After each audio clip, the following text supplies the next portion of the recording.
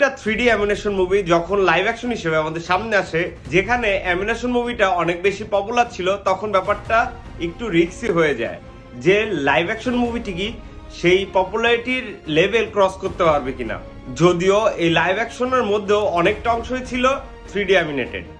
Welcome to a short review about how to train your dragon.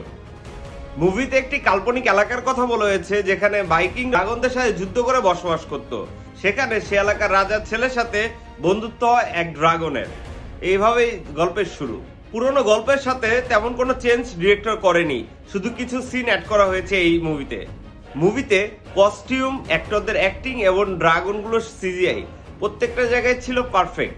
মুভির main যে ড্রাগনটা ছিল তার সাথে মুভির লিড অ্যাক্টর হাইক্যাপের কেমিস্ট্রিটা ছিল খুবই ইম্পর্টেন্ট। এই কেমিস্ট্রি যদি কাজ না করতো তাহলে মুভিটা খুব বাজেভাবে ফল করতো। আর এই জায়গাতেই মুভির ডিরেক্টর এবং সিজিআই টিম বাজিমাত করেছে। That's all for today. Stay safe, stay fun with toto Tux.